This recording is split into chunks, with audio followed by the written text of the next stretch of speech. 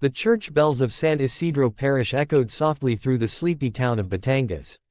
Morning light filtered through stained glass, painting the marble floors in hues of gold and crimson. Inside, a young priest knelt before the altar, whispering a prayer that trembled with both reverence and fear.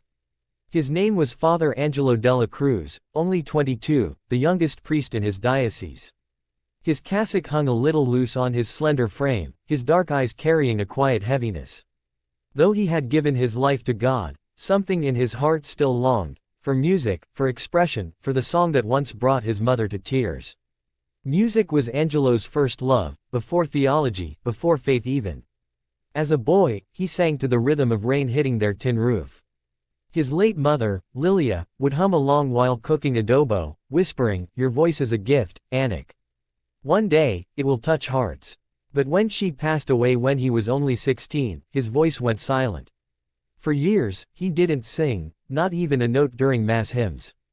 Until one night, when he stood alone before the cross, the candlelight flickering across his tear-streaked face, he whispered, "Greater than, Lord, if my voice is still yours, let it serve you again."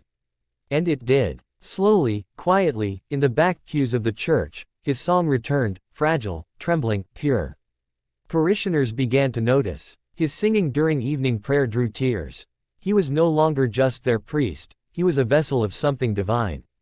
But this morning, Father Angelo wasn't praying for the Mass. He was praying for courage. On the wooden pew beside him lay a small printed form, Philippines Got Talent, Season 8 audition registration. It was Sister Agnes who had secretly sent in his application. She'd heard him singing during confessions, his voice like an angel's cry. "You must let the world hear it," she told him sternly. "God's gifts are meant to be shared, not hidden behind walls." Angelo had laughed at first. A priest on a talent show. It sounded absurd. But deep inside, he felt something stirring. Maybe this was his mission, in another form. Still, the thought of standing on that grand stage, in front of judges and flashing cameras, made his stomach twist. He whispered into his clasped hands, "Greater than, if this is your will, Lord, guide me. Not for fame, but for faith." The next week, he stood outside the Manila Convention Center, his cassock replaced by a simple white shirt and black trousers. Around him buzzed the noise of hundreds of hopefuls, dancers, singers, magicians, their laughter and nerves filling the air. He held his rosary tightly, eyes lifted toward the massive banner fluttering above. Philippines Got Talent, auditions today. Father Angelo della Cruz. A production assistant called. "Yes," he replied softly. She smiled. "You're up next." Inside the waiting room, a young girl strummed her guitar, and an elderly man practiced juggling. No one noticed the quiet priest in the corner, mouthing a prayer instead of lyrics. He didn't come to compete, he came to share something sacred. When it was finally his turn, Angelo walked onto the stage. The bright lights hit him like the sun after a long night. The judges, Vice Ganda, Angel Locsin, and Robin Padilla, looked curiously at the young man in clerical clothing. Vice leaned forward. "Father, are you really a priest?" Angelo nodded with a shy smile. "Yes, Po." Angel smiled gently. "What will you be doing for us today?" "I will sing," he replied. "A song for my mother, and for everyone who needs hope." There was a murmur in the audience. A priest singing. It was rare, unexpected. Some chuckled softly. But as he stood there, a quiet dignity surrounded him, something that silenced the noise. The music began, soft piano chords filling the air. It was, "You Raise Me Up," but not the version people knew. He sang it slower, like a prayer. His voice, clear, trembling, yet full of faith, drifted through the hall like incense. "Greater than, when I am down, and oh my soul, so weary." The audience hushed. His voice was raw, not trained, not theatrical, but holy. Each note carried pain and love and surrender. As he reached the chorus, his eyes glistened. "Greater than, you raise me up, so I can stand on mountains." The camera zoomed in on Vice Ganda, who had tears streaming down his face. Angel Locsin pressed her hands to her chest. Even Robin Padilla, usually stoic, bowed his head. By the final verse, the entire hall stood in silence. The priest closed his eyes, lifting his hands slightly toward heaven. Greater than, you raise me up, to more than I can be. When the last note faded, the silence lingered, not awkward, but sacred. Then, a single clap broke it. And another. Then an ocean of applause erupted. People rose to their feet, many crying openly. Cameras flashed. The judges stood, giving him a standing ovation. Vice's voice cracked as he said, "Father, I don't know what to say." That didn't feel like a performance. That felt like a message from heaven.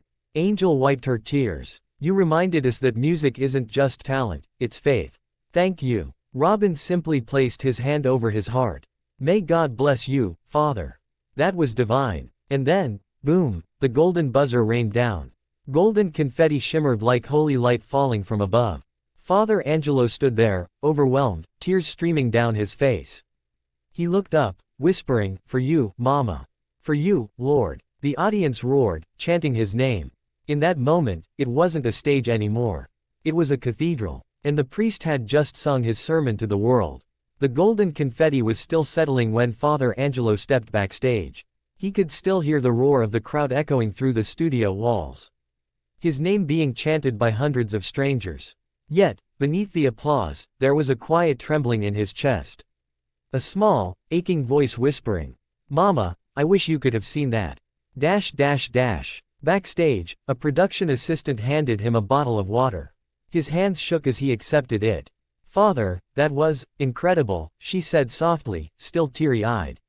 He smiled weakly. "It wasn't me. It was God, I suppose." Then, stepping away from the lights, he found a small corner, knelt down, and made the sign of the cross.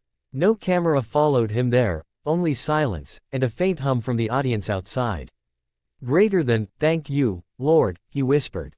If that song reached even one hurting heart tonight, then it was enough.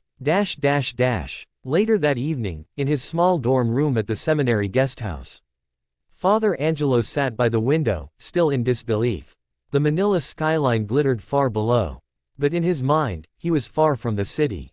He was home, in Batangas, in a small bamboo house with a rusted tin roof. That's where the song had been born. He remembered the night. A soft drizzle, the smell of rice cooking. His mother sitting by the window sewing a hole in his school uniform. "Greater than, Anik," she said, "you sing like you have a story inside you. Don't ever lose that." She had been everything to him, both mother and father.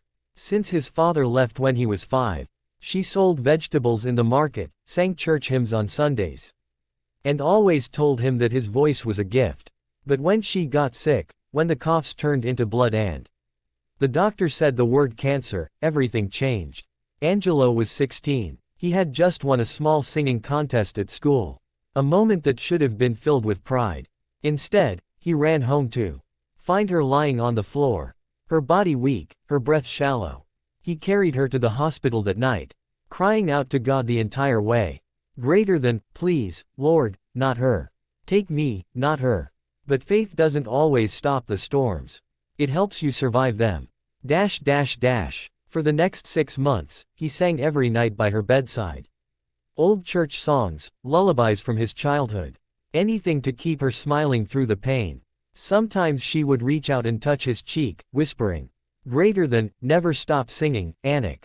Even when I'm gone. Because when you sing, heaven listens." On the night she passed, the rain fell just like that first night he sang for her. He was sitting beside her, humming softly. But halfway through the song, his voice broke. Her hand slipped from his. And for years after that, he couldn't sing again. He entered seminary school, not because he had stopped believing, but because he wanted to find meaning in his loss. He wanted to understand why God would give him such a gift, and then take away the only person who believed in it.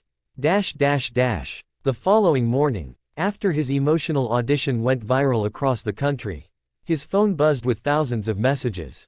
#Father Angelo was trending. Clips of him singing flooded social media. The singing priest WHO made the world cry. News anchors spoke his name. Radio stations replayed his performance. And even international fans began sharing translations of his story. But inside, he felt something deeper than pride. A quiet, sacred responsibility. He wasn't just a contestant anymore. He had become a messenger. At Mass that Sunday, His small parish in Batangas was overflowing. People came from nearby towns just to hear him sing again. Some brought flowers, others simply knelt in the back, weeping silently.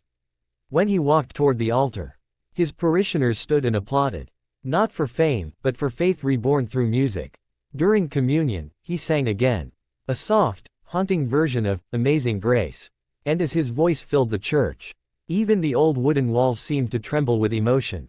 After Mass, a little girl approached him, clutching a piece of paper. Her eyes were red from crying. "Greater than, Father Angelo," she whispered, "my papa died last year. But when you sang, I felt like he was here."